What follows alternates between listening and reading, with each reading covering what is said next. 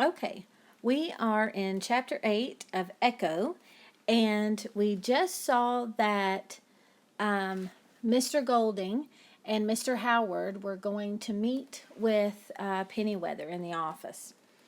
So we skip ahead a little bit. Mr. Golding idled the black Ford sedan on Amaryllis Drive, where the homes kept their distance from the neighbors and the street. After they climbed out, Mr. Golding called, "Good luck to you, Mr. Howard. I'm headed to the courthouse now. I'm glad I'm not the one to tell her." He honked the car horn and pulled away. Frankie waved. Mr. Howard shook his head, smiling, and pushed open the wrought iron gate. At the end of a long walkway sat a caramel-colored house with white trim and red accents, an elevated porch with a wooden lattice-work skirt wrapped around two sides of the first level. A round two-story tower with a cone-shaped roof jutted from the left corner of the house and was topped with a weather vane. Steep gables pointed to the sky. Frankie stopped, open-mouthed, and stared. "It's lovely, isn't it?" said Mr. Howard, taking his hand. "Queen Anne architecture. It needs some updating inside, but she's a beauty." "How many people live here?" asked Frankie. Mr. Howard laughed. "Just one woman, and now you and Michael." Okay, don't you love how the writer does that? You have no idea if Michael's with them, and then all of a sudden they say you and Michael. So now we know that they're both here. Now, do you think you know why the lawyer said, "I'm glad you're the one telling her"? What could he mean by that? That there's two and not one, right? Mike's eyes swept across the wide lawns, the old elm in the side yard, and the manicured hedges. "We're going to live here, Mike," said Frankie, grinning ear to ear. He let go of Mr. Howard's hand and skipped toward the house. "We're being adopted, not fostered." Mike wanted to feel Frankie's joy, but some tiny intuition told him it had all been too easy. In only a matter of hours, they'd been gathered up with their few belongings and brought here. Fostering was one thing, but adoption was another. It meant being part of a family, forever. But no one ever adopted children without meeting them first.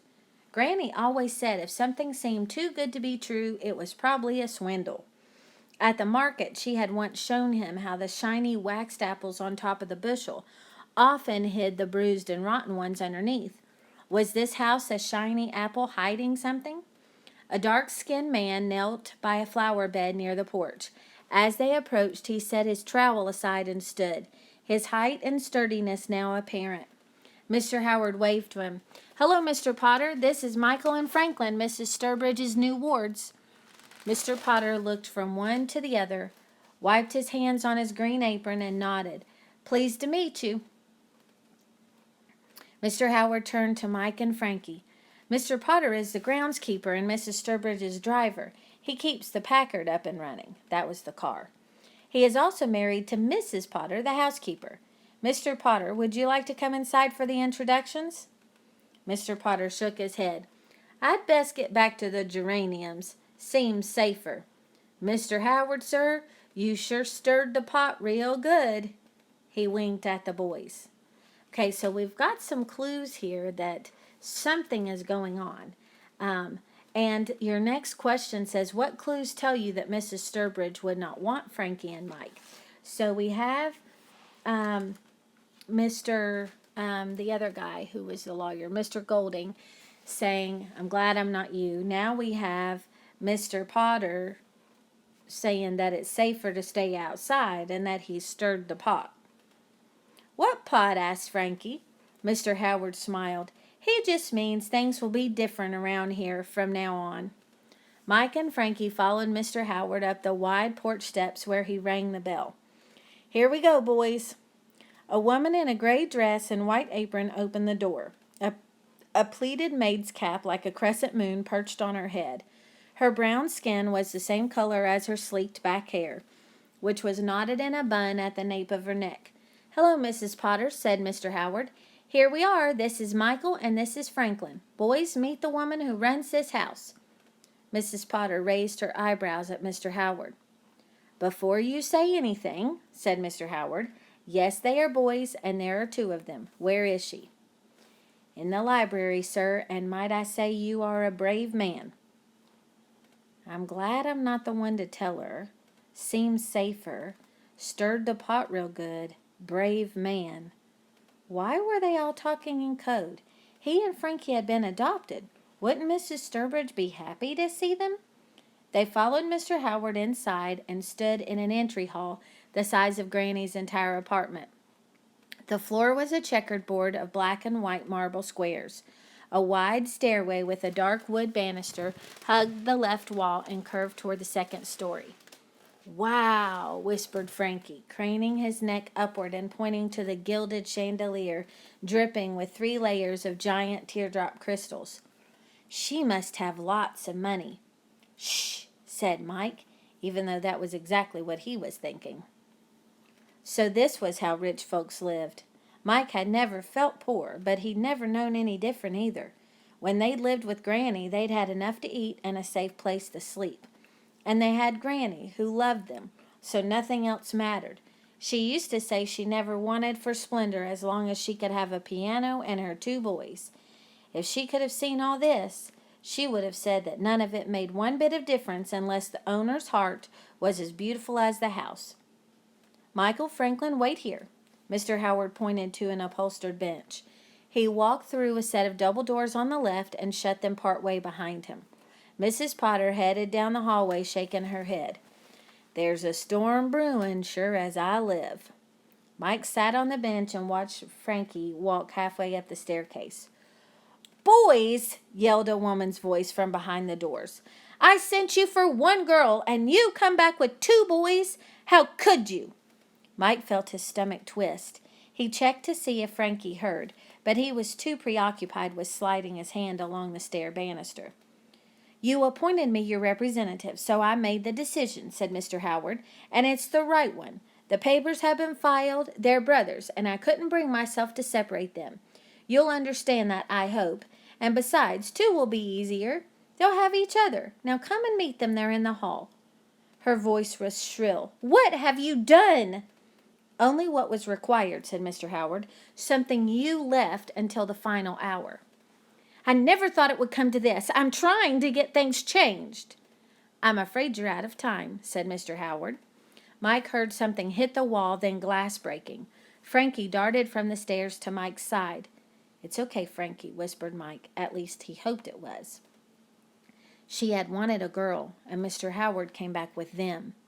If it had mattered so much, why hadn't she chosen a child herself?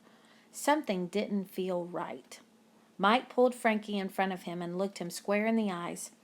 "We need to watch our every step and remember our manners. We don't want her to get angry. Understand?" Before Frankie could answer, Mr. Howard stepped out of the library. He stood by the door waiting. A woman appeared next to him, her mouth set in a grim line.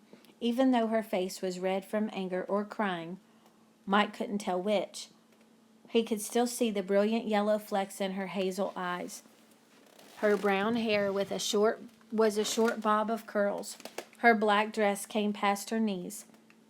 In her high-heeled shoes, she was as tall as Mike, but thin as a willow. A powdery vanilla scent surrounded her.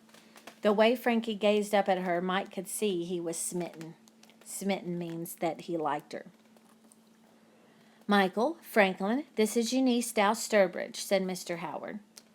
Mike nodded. "Ma'am, thank you for adopting us."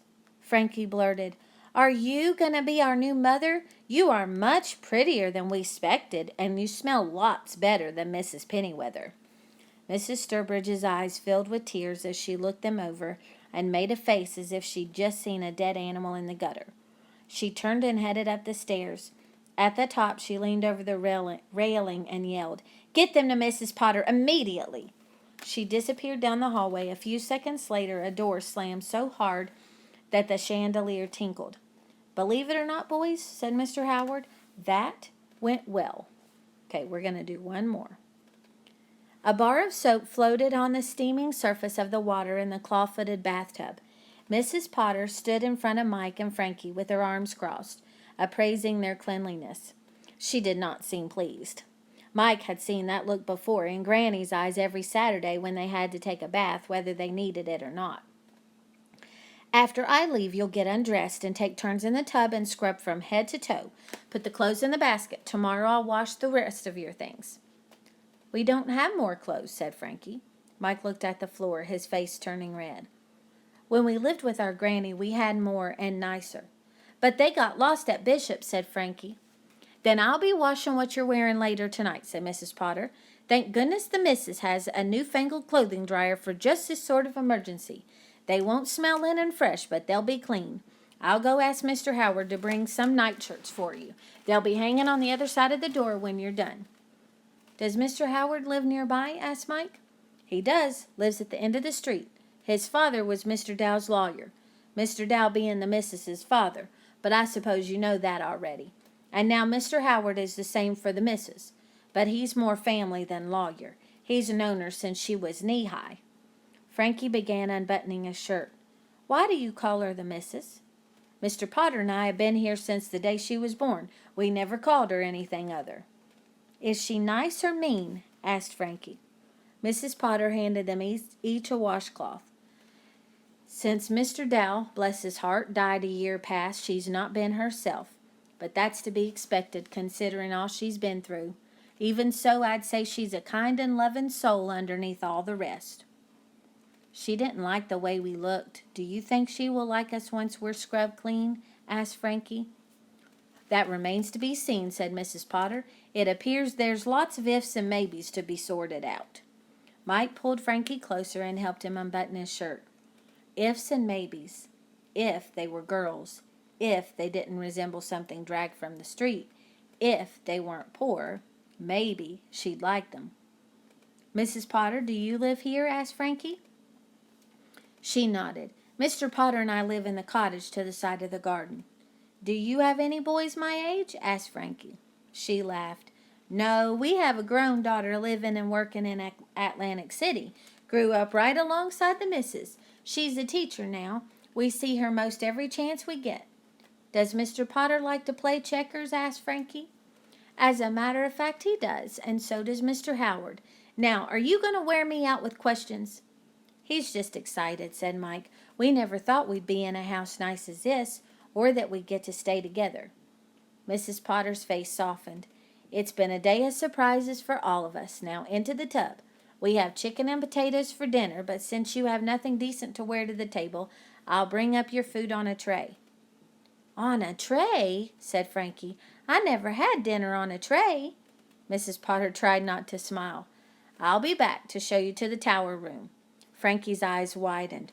"We get to sleep in a tower?" "Get on with the bathing now." She pulled the door shut. "She's nice," said Frankie. Mike nodded. Mrs. Potter reminded him of Granny. All business and practicality, but at the same time mothering them like a hen. That night, Mike leaned against the pillows in the four-posted double bed. The tower was the bedroom on the second floor beneath the cone-shaped roof. A mahogany dresser stood against one wall, woven rugs covered the hardwood floors, and needlepoint pillows sat propped in the window seat. It was a far cry from Bishop's. The door opened. Frankie slipped inside wearing one of Mr. Howard's nightshirts, the sleeves rolled up. He leaped onto the bed next to Mike. "Did you brush your teeth?" Frankie nodded, crawling under the sheet. Mike turned off the lamp. A cricket chirped. "It's awful quiet," said Frankie. "I was just thinking the same thing." "Mike, I'm scared. Want me to keep the light on?" "No, I'm not scared of the dark." Frankie scooted closer and put an arm across Mike's chest. "I'm scared if I close my eyes and go to sleep, I might wake up at Bishop's." "I know," said Mike. "But I promise you'll wake up here."